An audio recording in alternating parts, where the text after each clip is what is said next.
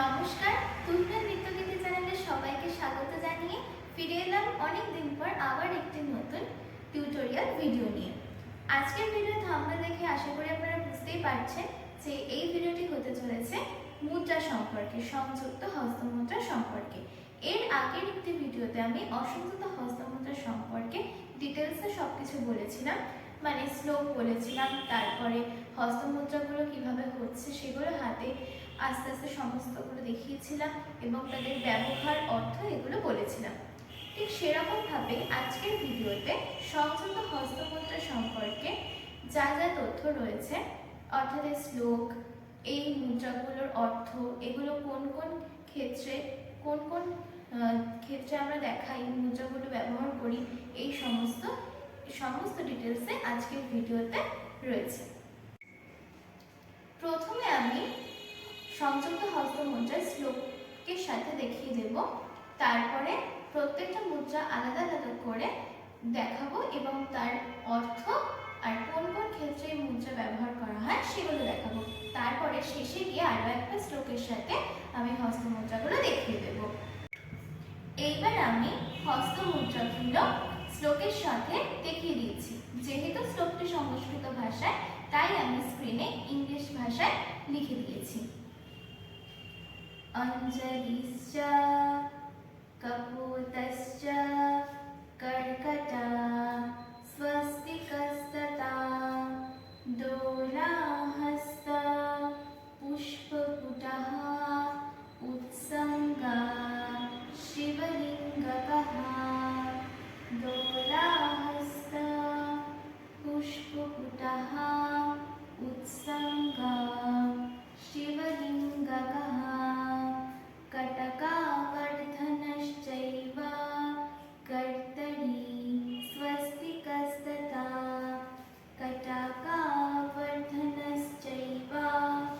কর্তরি স্বস্তিকস্ততা शकटं शङ्ख चक्रे च संपुटा पाशकीलकौ मत्स्या कूर्मा बरहश्च गरुडो नागबन्धकः खटुवा वेडुण्डकहिश्च अवहि तत्सदेव च इति ये संख्याः संयुक्ता हस्तकारः।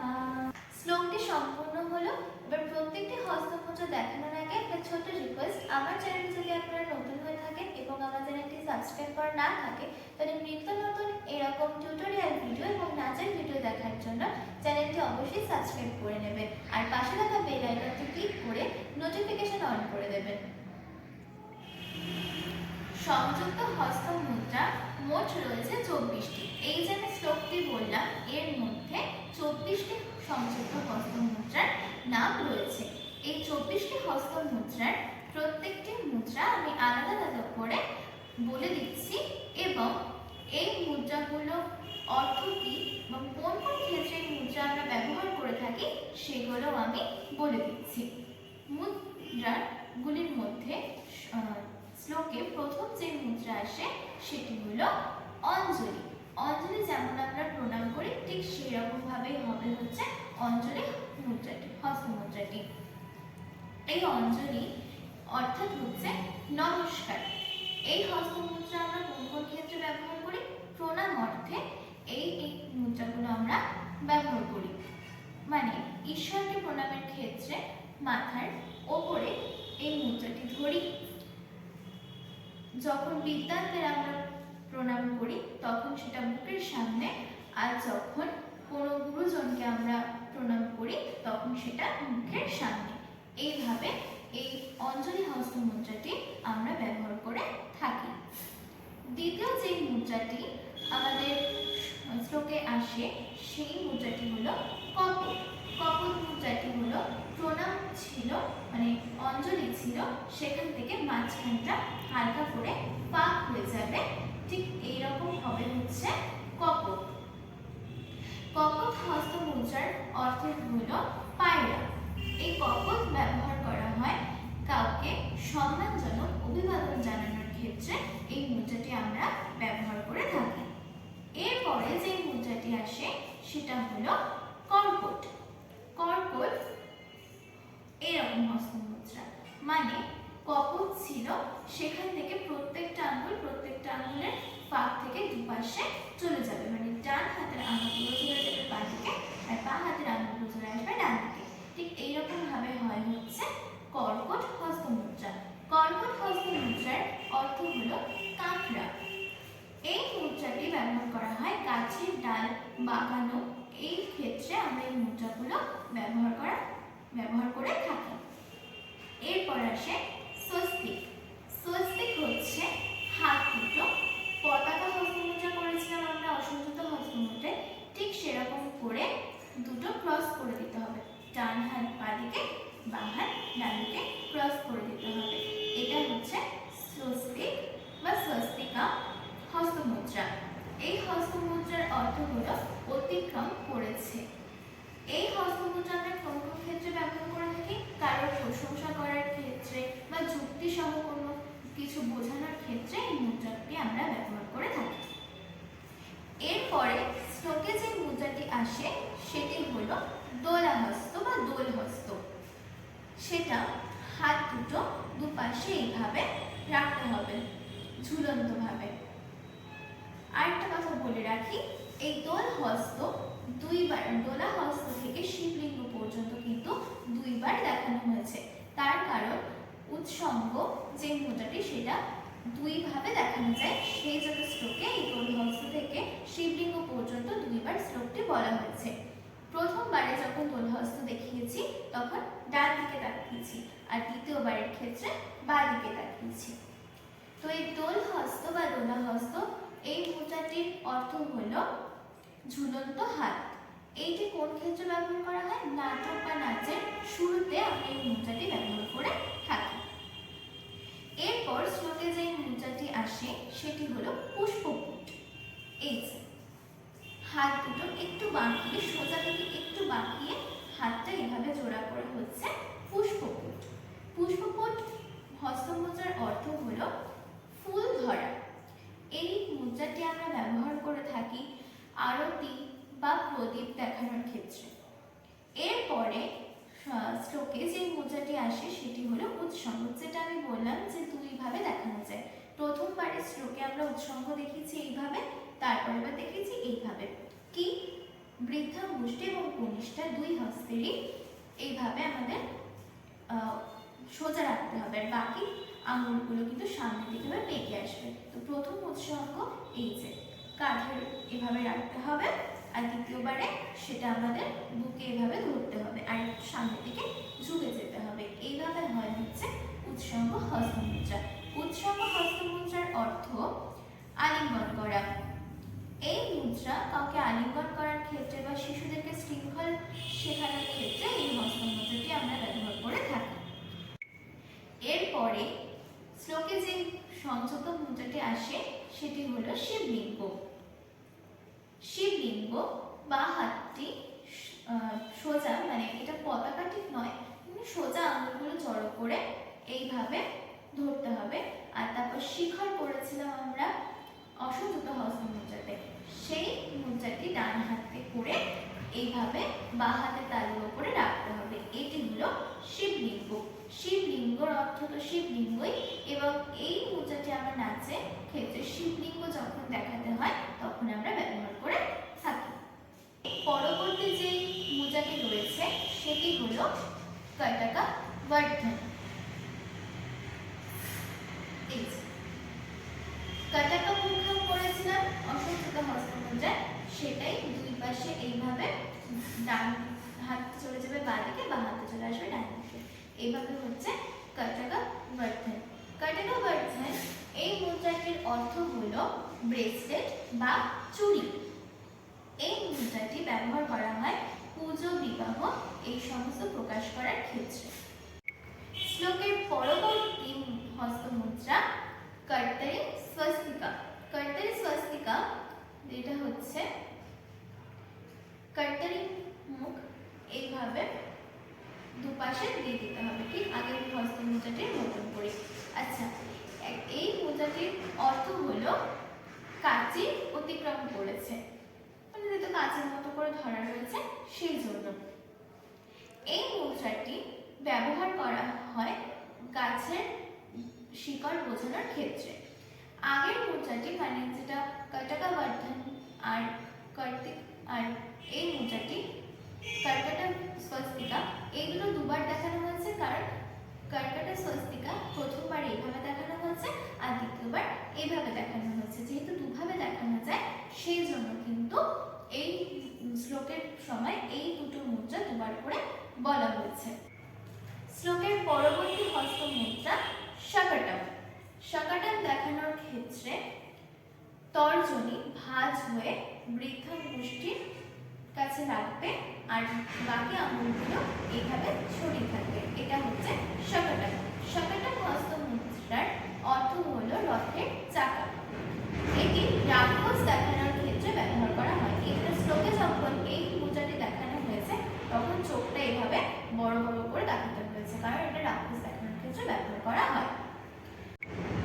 এর পরবর্তী হস্ত মুদ্রা শঙ্খ। শঙ্খ যেভাবে দেখাতে হবে, প্রথমে বাঁ হাত এইভাবে খুলতে হবে, এরপর ডান হাতের বৃদ্ধাঙ্গুষ্ঠি ঠিক মাঝ বরাবর রাখতে হবে, তারপর বাঁ হাতের আঙুলগুলো দিয়ে ডান হাতের বৃদ্ধাঙ্গুষ্ঠি এভাবে মুড়ে দিতে হবে, আর এই বাঁ হাতের বৃদ্ধাঙ্গুষ্ঠি ওপরে থাকবে আর ডান হাতের বাকি আঙুলগুলো এরকম সোজা থাকবে। এবার এই ডান হাতের আঙুলগুলোর সাথে বাঁ হাতের এই বৃদ্ধাঙ্গুষ্ঠি একসাথে জুড়ে দিলেই হয়ে যাবে শঙ্খ হস্ত মুদ্রা।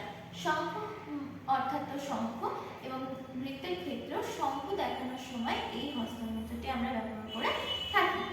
এর পরবর্তী যে মুদ্রাটি সেটি হলো চক্র।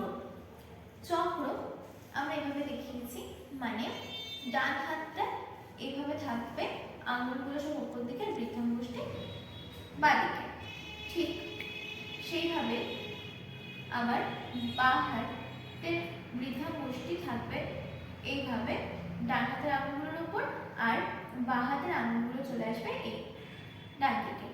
এইভাবে হচ্ছে চক্র হস্ত মুদ্রা দেখানো হয়। চক্র হস্ত মুদ্রাটির অর্থ হলো চাকতি। এটি সূর্য, বিষ্ণু দেবতার অস্ত্র, চক্র এগুলো দেখানোর ক্ষেত্রে ব্যবহার করা হয় চক্র। এরপর আসে সংপুট।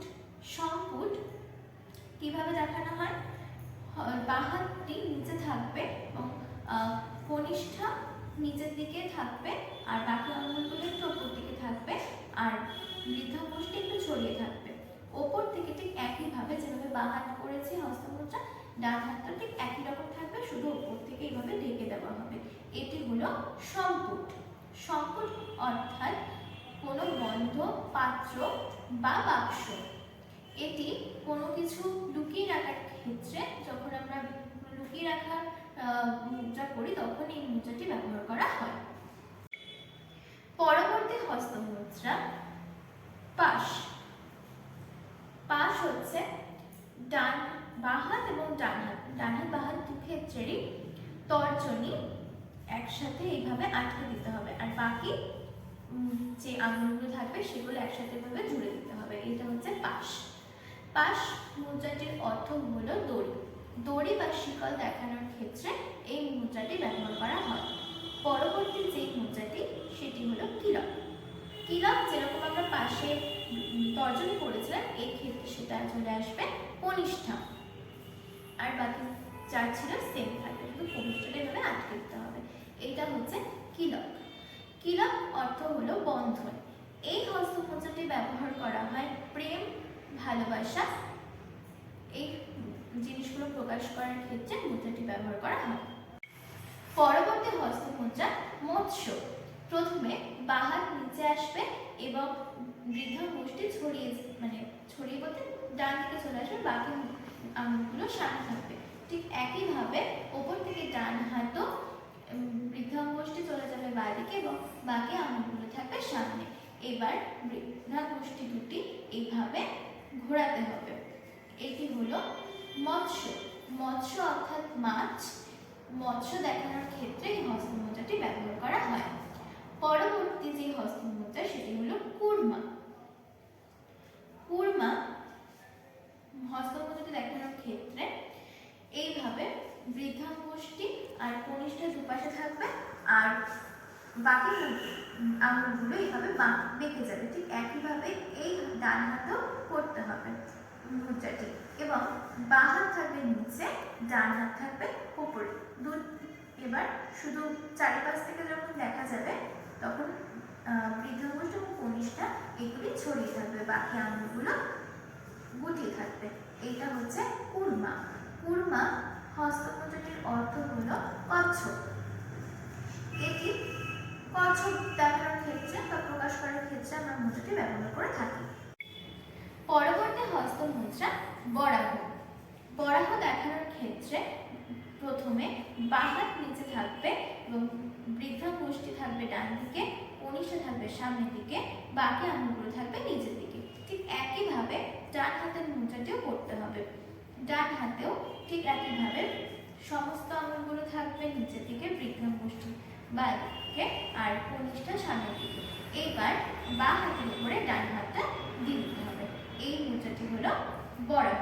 বরাহ হস্তমুদ্রার অর্থ হলো শূকর, এবং নাচের ক্ষেত্র শূকর প্রকাশ করার ক্ষেত্রে মুদ্রাটি আমরা ব্যবহার করে থাকি। এরপরে যেটা আসে সেটা হলো গরুড়। মানে গরুড় মানে হচ্ছে পাখি, মানে ঈগল। সেটা হলো ডান হাত আর বাঁ হাত দুটো একই মুদ্রা হবে, বৃদ্ধাঙ্গুষ্ঠিগুলো ওপর দিকে থাকবে আর বৃদ্ধাঙ্গুষ্ঠি দুটি এভাবে জুড়ে দিতে হবে। এইভাবে হচ্ছে গরুড়। পাখি দেখানোর ক্ষেত্রে, পাখি উড়ে যাচ্ছে দেখানোর ক্ষেত্রে এই হস্তমুদ্রাটি ব্যবহার করা হয়। পরবর্তী যে হস্তমুদ্রা সম্পর্কে বলবো সেটি হলো নাগবন্ধ। আমরা অসংযত হস্তমুদ্রা কিন্তু সর্বশীর্ষ করেছিলাম, মানে সাপ। নাগবন্ধ মানে কিন্তু সাপ, নাগবন্ধ মানে দুটো সাপ।